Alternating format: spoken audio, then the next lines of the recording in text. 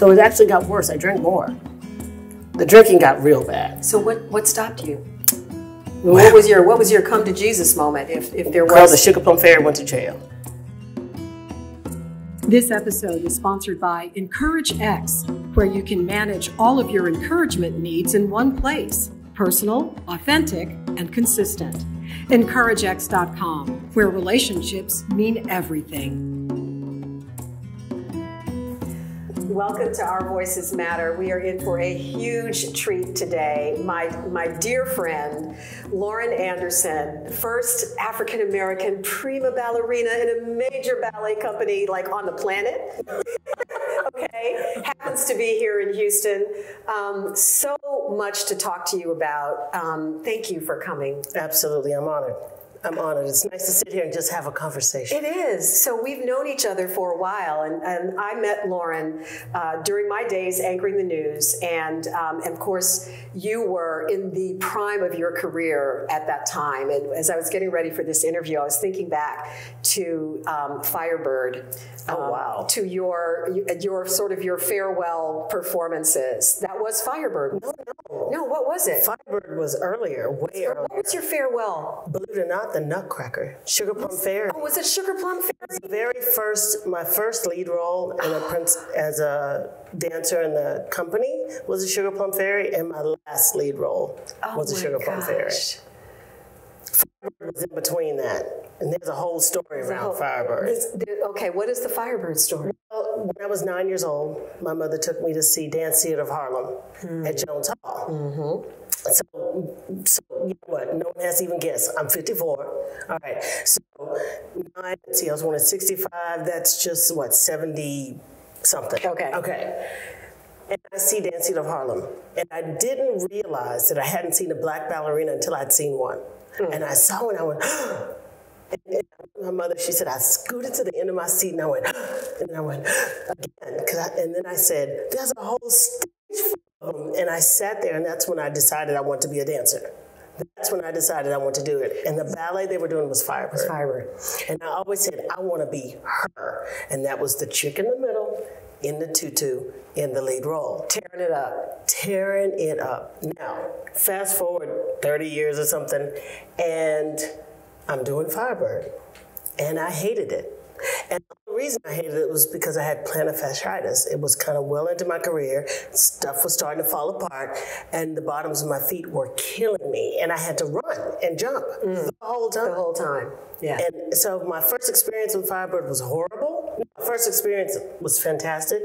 My second experience was horrible. But my last experience with it was good because I was more mature, and I realized it didn't matter how I feel about the role, it matters how I make people feel about the role. So exactly. It became a challenge, and I actually love it because it kind of helped me get over a hump, emotionally, spiritually, and just come out there and represent no matter what type situation. Oh, so many places to go with what this whole story is. So first of all, you saw a stage full of black dancers who looked like you. You didn't know there was such thing as a black ballerina until you saw one. I hadn't seen one. You didn't know you hadn't seen one. It's like until I saw one. So that's why it's so important for us to be able to see ourselves in a variety of different roles in terms of all that the world has to offer. That's what true diversity is. Absolutely, absolutely. And as a matter of fact, the story that they tell at the Smithsonian, my shoes are in the Smithsonian. Yes, I saw them. And the exhibit tells that story, basically. Yeah. The Dance Theater of Harlem case, and it starts with Arthur Mitchell, of course. And it goes through the history, and the end of their history, or the end of the story that they're telling, is me as a Sugar Plum Fairy, saying when I was 9, I saw Dance Theater of Harlem, and that's why I wanted to be a classical ballerina. Do you remember what it felt like when you were about to walk on stage for the first time doing Firebird, having come full circle? Did you think about that little girl? I thought about it in rehearsal. I thought about it all the way up until the first performance. And once I got on stage and the light hit me, standing up in that tree as a Firebird, was mine. I didn't think about that little girl. It was mine now. I was the Firebird. It was mine to have. It was mine to own. So that's kind of where I went with it. And then when I retired and then went to the Smithsonian and saw that, I went back to being that little girl at 9, seeing it. There was so much emotion. I'll never forget walking through there, and there was so much emotion built up around the National African American Museum of History and Culture and all that. Mm-hmm. But the neatest thing of it for me was when my son was with me. And he wanted to read the stuff on the sports walls. He was looking at all the other stuff. Mom, I don't want to I don't feel like going all up to your floor. I don't want to, it wasn't that interesting. Yeah. Then when he got there, he looked and he stopped and he paused and he pointed and said, that's my mama. My grandkids are going to be able to come see their great-grandmother in this museum. That's when I was like, I mean, that's kind of what it... I get chills just picturing that moment, what that must have felt like for you. It was amazing. So the road to prima ballerina was a rather rocky one. Where do we begin? So I know a little bit about it, but I remember when I interviewed you several years ago. I don't even remember now. I must have been for Houston Ballet. I think it must have been for a video that Houston Ballet was doing. And I remember you talking about how you didn't have the traditional ballet body type, that you didn't have the traditional ballet feet, that pointed forever and ever and ever. You didn't have any of that. You're a black girl, and you did not fit the stereotype of the white ballerina. How did you deal with that, and how did you get beyond it? Girl. No, I know. Okay. I know. That's a loaded question. So in the beginning, I was just doing it. Right? Mm-hmm. And I found that I had this thing that nobody else had. I could jump higher than anybody in the room. Okay. Boys included. And what age were you when you started? 7. 7, okay. I discovered that at about 9 or 10. Okay. They discovered it right away. I didn't know, but they knew, and I didn't know. I was just doing it. Then, I guess about 13, my parents went in and said, okay, we spent a lot of money doing this. Is she any good? Parents do that. Yeah. That's how we roll. Right. Okay, we invest in a way. And Ben Stevenson, who was the director, said, well, this is not really her niche. She has a good singing voice and a good personality, so maybe Broadway would be for her. However, keep taking ballet. And, I didn't have great feet and legs. I was hoping that eventually feet and legs would come. But, I had more than I knew I had. I'll put it that way. Okay. And I found that out later. Mm-hmm. But one thing I did have was good dance training. Solid, classical, really foundation. Good. Great foundation. Yeah. And the talent part was, the thing I had potential-wise was I could jump higher than anybody. I was fearless. I could turn. And I was, I was a little sassy. Okay. You still have that personality, but, whatever. But they said, you don't have, I wouldn't just think she would be great in ballet, because she doesn't have what you need to be a ballerina. I know what that is because now I'm a recruiter. So I know what that is. To me, I heard that she's black, her legs are too big, she can't get her legs up, and her feet don't extend. That's what I'm hearing as a child, right? As a 13-year-old. So that made you feel like you did less than one of your other experiences, as we talk about here on the podcast. Right. Yeah. But I had to do it. I really wanted to be a ballet dancer. So that's when I said, all right, I will train here, then go to New York to Dance Theater of Harlem and get a job where they're hiring black people. That was my solution. That's just okay. Ben Stevenson said to my dad, they had another conversation. I left the room, they had another conversation. I don't know what it was, but my dad came out and said, you're taking these classes. I've paid for these classes. You're taking them. At the end of the year, we'll talk about it. We'll revisit. Midway before the end of the year, we have a thing called the Spring Show. The Spring Show was Alice in Wonderland. Guess who was cast as Alice? Ta-da! Me. I looked at him like, I didn't Alice is white, right? Yeah. The lead ballerina was the Tiger Lily, but the lead for the show was Alice. So he showed me that I didn't have to be the lead ballerina to be the lead dancer. Ah, okay. That there's other avenues in this. Let's work on your acting. Let's work on this. Let's work on that. Keep training, but let's work on these other things. Well, thank goodness he did, because by the time I got there, I was a complete package. Right. Right. I had to do the extra work.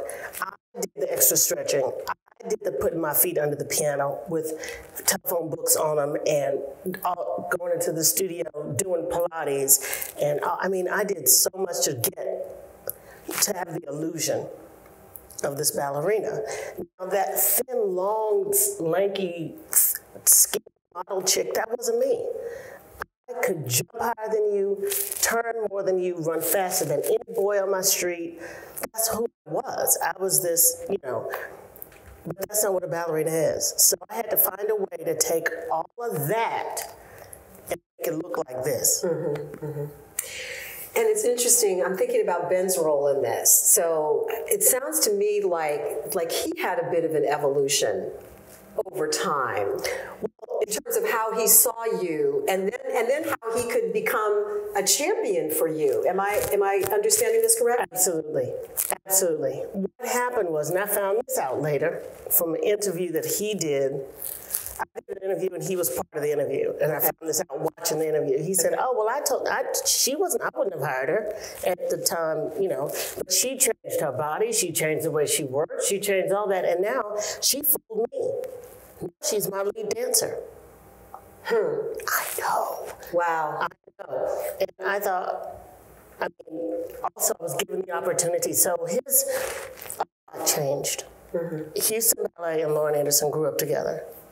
They have always, Debbie Allen was the first African-American child in the school before I was there. I was there by myself for a long time, but she's the one who opened the door. In 1976, they hired Adrian Vincent James, who was the first African-American male, right? And so it's not that it wasn't happening. It's just that as the ballerina, right? We've been hired in many roles. Men get hired. They always hire black men because they can tote carry the chicks around and partner and lift and jump and whatever and be manly. Yeah. But I had to find a way to cage my energy, which is what I tell my students now, whether they're white, black, green, purple, I don't care. You got to cage your energy and become this and save it and then rev it up and put it back in there and then become you. Authentic you. Authentic you. So all of that you went through, you are now using those lessons to help the current generation. Oh, yeah. So give us a quick snapshot of what your role is at Houston Ballet now that you've retired from dancing. So I work in education and community engagement. I get to go into underserved communities and teach art integrated classes. Dance and math, dance and science, dance and whatever. So we follow the TEKS, the Texas Educational Knowledge Skills or something like that. And we make sure that there's an education component, right? So I teach ballet. And I teach on the side in conservatory schools. So I teach kids that don't know they want to dance, that are looking at me like, I'm not doing that. And then I teach kids that all they want to do is dance. So I get the best of both worlds. I still get paid to do what I love to do. Exactly. Which is to show, to dance, to express yourself through that. And be comfortable. Really what I get to do is social and emotional learning. How do I communicate with someone else as me? How do I feel good as me? That's what I get to do in public schools. I get to go into the juvenile detention center and do the same thing. So critically important, that social and emotional learning component. It's the crux of all human relationships. We are, I'm going to go a little deep here right now, only because we have to. We have to. So we're actually taping this on the day that we have just recently learned that 49 people were senselessly murdered in 2 mosques in New Zealand. And it's obviously a terroristic, hate-filled, horrific crime yet again in a part of the world where they don't typically see this kind of thing. And I'm just curious about, you know, when you hear stories like this and you see kind of where we are, not just as a nation, but as a human race, what are your thoughts? How can we come together? What, you know, is it social and emotional learning? Is it, what do you think is the glue that's missing? Well, there's a lot that's going on, and we got a lot of different cultures in a lot of different places in a lot of parts of the world. Where I feel, I mean, because we're a speck in the whole scheme of things. And it's like when someone says, how do you eat an elephant? One bite at a time. So it can only be done. I mean, I can't do anything with the person over there that's an adult trying to do some stuff that's already wherever they are. But hopefully we can get on the back end, or say the front end actually, with children. I always have to do adults. They're already where they are. We can do something with kids, and which isn't true because we can change adults. But that's not where I fit in. That's not my expertise. Absolutely, social and emotional learning and how people feel about themselves. One of my favorite quotes is Maya Angelou, and she says, people are going to forget what you said, people are going to forget what you do, but they will never forget how you made them feel. That's right. That's right. And the way someone feels about themselves is a reason why we do some janky stuff out here. Yeah. Because the way people feel about themselves. Now, you can make somebody feel a certain way, but you can help them feel okay with themselves. And I think you can do that with kids much easier than you can with adults, because they've already had their experiences. And you can do it through art. Art, you asked about the glue. Yeah. Now, we were dancing and singing and painting before we were talking and bombing and killing. Well, bombing and killing, well, not bombing, but killing's been happening just for survival. But we were doing these other things. Right. And I think when some of that stuff gets cut out, part of us is not activated. Like, you can't teach the whole child if you're just teaching them math, science, and history. But you can teach the whole child when they get to actually express themselves and move and sing or dance or whatever. Because they get to feel something. They get to feel. They get to feel. They get to feel good about themselves. They get to work. They get to express whatever it is that is inside of them. Yeah.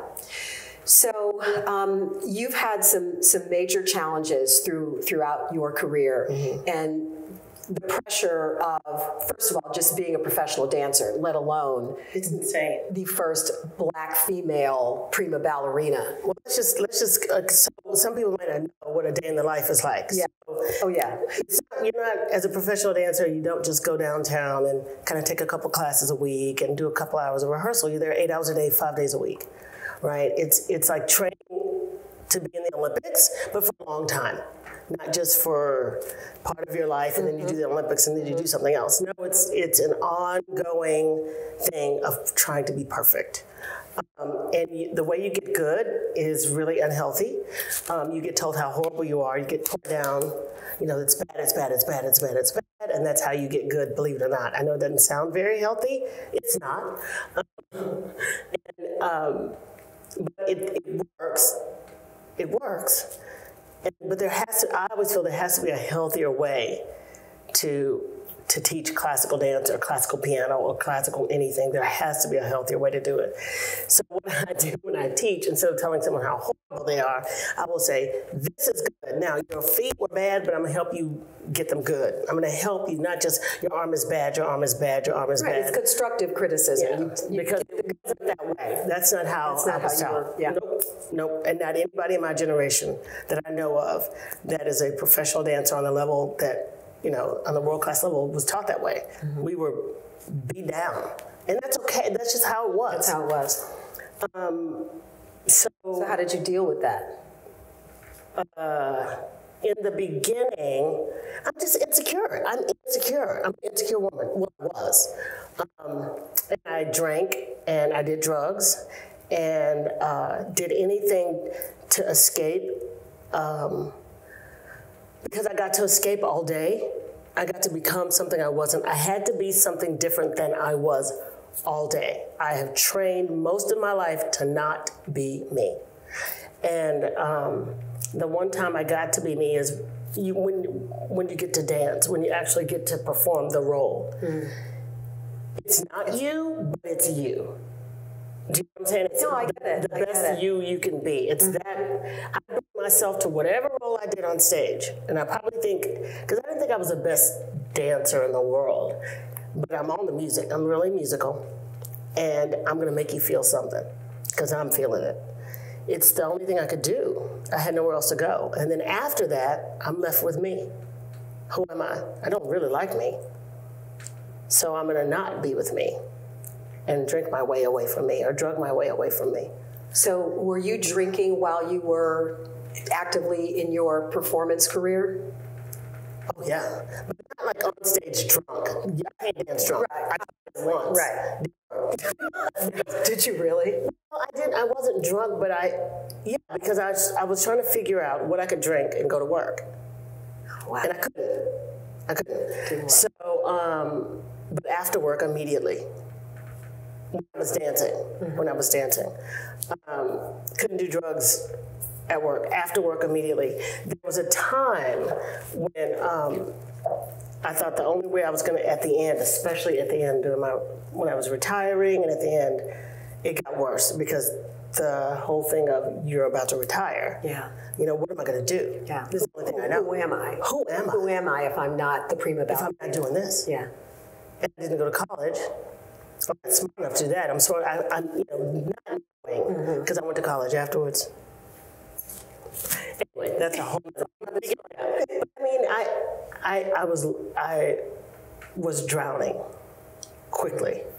And I've always had this little bit of regret. I was like, gosh, if I hadn't torn up my body with alcohol and drugs, would I have lasted longer? And would I have been better? And I used to do that. I don't do that anymore. No more coulda, wouldas, shouldas. Why? No, it made me who I was, and that was it. So what saved you? What kept you from drowning? My son. So after I retired, and one thing I've been doing while dancing is on Mondays, Sundays and Mondays, is guest teaching and speaking and working in schools a little bit. And what I thought I would do, I retired in 2006, I was 41. What I thought I would do is guest perform to make money to go into schools to do outreach. So I would be able to fund some of this. Right. I was drinking and storing up the money, so that didn't. However, Stan Welch made a position for me in education and community engagement because he said, you've got this gift of working with kids.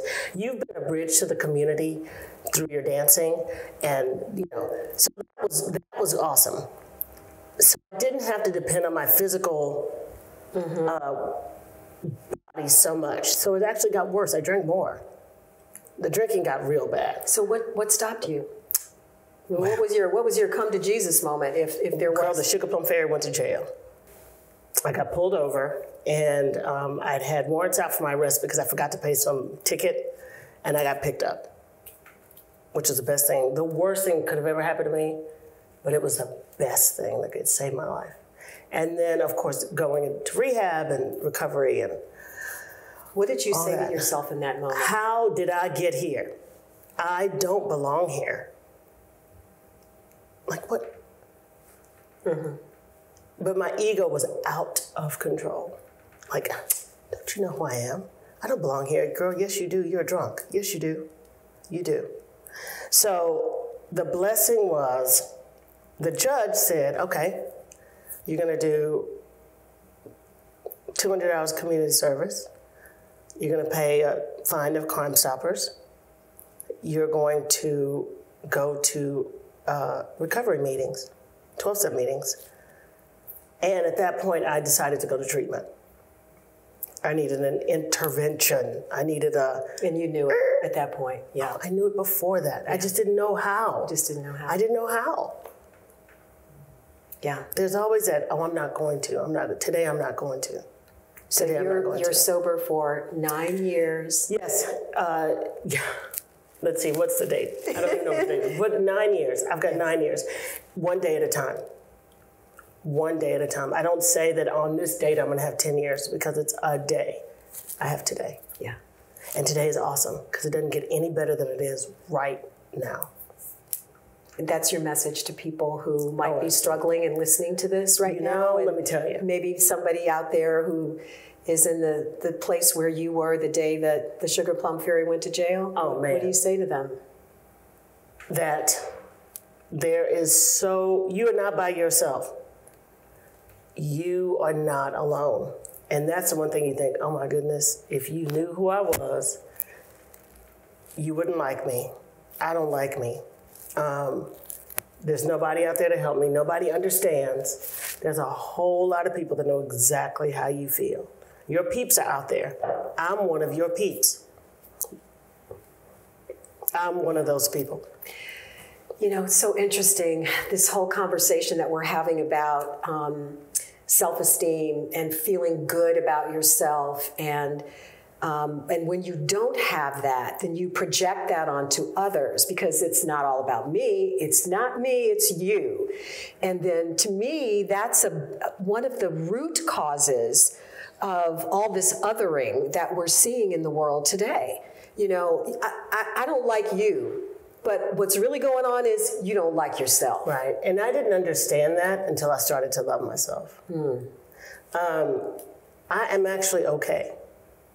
And it's good to just be okay. And that's another thing. I thought everything had to be fantastic. Well, no, it doesn't have to be fantastic. It has to be okay.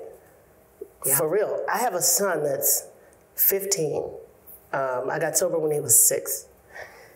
And he says things like, you know, I'll never forget when he was 7 and he climbed up and went, Mommy, you're the best mommy in the world. And by then I had become the best mom in the world because before that I wasn't.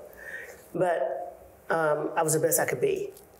And I gave him the best that I had, the little bit that there was. But now I can say, I am the best mother. I am the best mother. And he's got a shot. I mean, his father's awesome. Kyle is an amazing dad. But he needs us both. And he needs us both healthy. Yeah. So every day, I go to meetings every day that I'm able to. Really, every day? I was drinking every day. So I can take an hour out of my day to go to a meeting. Oh, absolutely. But I also work with other alcoholics. I have sponsees. I have women that I work with. Oh, absolutely. Because that's how you can't keep this. You got to give it away. Otherwise, it doesn't work. It doesn't work. When we were talking right before we started the interview, and I was telling you I'm going to ask you at some point, you know, what other experiences have you had, times when you really felt like you didn't belong and you were less than? You've given us a couple. You said, oh, girl, I got about 5. So I'm going to ask you to share another one that perhaps you haven't shared before, that maybe people have not heard. I'm going to get you. I was also in an abusive relationship, a physically abusive relationship. So I haven't belonged. I didn't really feel like I belonged until, I felt like I belonged when I was really young. I felt like I belonged. There's been a couple of times that I felt like I belonged. High school was hard. High school was really hard. I had a few really close friends that are still my close friends now, but high school was hard for me because I did not feel like I belonged anywhere. Why? What made you different than your peers? Because I either wasn't the popular person or I wasn't the cheerleader. Okay, so I went to Lamar Senior High, and we have trees on the front lawn, and the groups of people were at these trees. So I was over here at this tree in the 10th and 11th grade. By the 12th grade, I was over here at this tree because I didn't belong in any of these trees. So the geeky, weird people were over here, and then over here I went to the people that were doing all this other stuff that they probably shouldn't have been doing. But that's where I ended up. I skipped all this stuff in between. Okay. Because I didn't belong. I didn't know where I belonged. Yeah. And I didn't belong over there, for sure. But that's where I went, because they accepted me. Just for whatever I was, right? And then I got into the Houston Ballet, and I kind of felt like I belonged, but not really. And then I just had my own category. I just made my own category. Because I was going to be whoever it was that Ben was creating me to be. I was going to be that because that's what I wanted. Did dance save you? Oh, dance was all I had. Out of all of my life, I've always had dance. Dance has always been there for me. My daddy, my mama, and dance. Now it's my dad, my mom, dance, and Lawrence, and then there's me. And what's awesome about that is God was there for me the whole time, and I had no idea until I got sober. When people see you today, are they surprised? Do you think that when people who don't really know you, people who might see, listen to this podcast or watch it, do you think they'll be surprised at anything that they're hearing? Okay, so I've been here for 54 years, right? Mm-hmm. And there's some people that listen that'll go, mm-hmm. And there's some people that hear something else that'll go, mm-hmm. And there's some people that hear something else. Because somebody somewhere has seen some of that. But not one person has seen it all together. Right. And I will say, what's funny is people go, oh, you look good, like they're so surprised. Like, I don't know what I expected. Yeah, right. Like you stop dancing and you're all of a sudden just going to let it all go to hell, right? I know. I'm like, wait a minute. What was I looking like before? But then I look, and there was a good 15 years where it was scary. I look back at some of those interviews, I'm like, really? Because you weren't healthy. Oh, my goodness. Yeah. Oh, my goodness. Oh, my goodness. And some of my really close friends, and I didn't lose anybody because I thought if I'm not being whatever it is everybody else wants me to be, then I'm going to lose people. Well, I don't own people. Right. They're not mine. No, they're not yours. People They're not yours to have, right? And that's, right. And it's so not. The people, God does a sifting job in your life. When you get back, and it's just, so I'm a Christian. Okay. Yes. And when you trust, God does a sifting job and just weeds out all the stuff that he does. He just does his pruning, mm-hmm. right? Mm-hmm. And so it's been amazing of who is still in my circle of friends and who is your really, friends always saw you, but you didn't always see you, right? Is that how it works? Yes. And what is that? What is that? What I know. Is that? Yeah. I know. But you see, I think, this is it's all connected. It's all connected. And, I'm thinking about, back to this horrific story from today, the person who did this shooting or, the persons, whoever they are, mm-hmm. What is it within them that is so broken that they, in order to feel validated and feel like they can be seen for who they are, that they have to annihilate everybody else. Break everybody else. Right. So where is that break coming from? Because we are broken as a human race. We have got to figure out how to love ourselves first, which then allows us to love each other despite our differences. Well, we got to go back. Okay, take me back. And I don't have the answer, so don't think. I know. I'm not about to go, oh, and the answer's going to come. It's not going to happen. I wish it would. But I have figured some things out to where we have to go back because there was a time when this stuff wasn't happening like this. Right. Right. But there was some other stuff that was really janky that was happening. Right. Right? Okay. So back when there was slavery, this wasn't happening. But slavery was happening. Exactly. Back when there was the Holocaust, this wasn't happening. But, well, actually, yeah, it was because we were in a war. So that didn't count. But that's happening. So it's like there's always this huge janky thing happening. And what creates that, I don't know. Why does this happen? I don't know, but there's some deficiency somewhere. Mm-hmm. There's something somebody's not getting. Yeah. Or there's a power. Power is like a drug. That power is like a drug. And when you have lack of power, there's fear. Oh. And fear creates chaos and all that. I mean, I'm just saying that when I think, I can only go with what has happened to me. When I do not feel in control, I am afraid. And when you're afraid, it's either I'm not getting something I want, I'm not getting something I think I need, or somebody's going to feel a certain way about me. And so when that fear takes over, You're back to we're animals. You lash out. You lash out. How are you going to get out of this corner? Exactly. Well, I think the work that you're doing with the young people in the schools is so phenomenal and so critical, because you are showing them through dance, through their art, through movement and expression, that they're okay, that they are worthy, just like they are. Your feelings are valid. You are okay. Just like nobody can do you like you. Right. There's only one you. There's only one strand of DNA that looks like that, and that's you. And that's it. What makes you special? That. All by itself. All by itself. And amazing. I wish I could have gotten that sooner, but maybe not. Maybe not. Well, this is when I'm supposed to have it.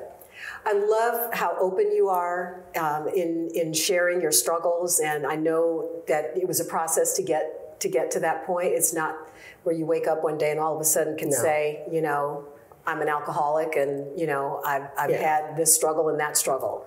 But I give you great respect and admiration and love for being who you are and for sharing your authentic self with the children especially, but really with all of us.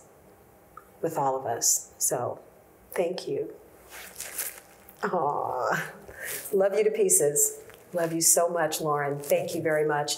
Thank you for taking the time to listen and watch, for giving my dear friend here permission to speak, and for you having the courage to listen, really listen to what she has to say. I hope you take something away from it that will help you in your life.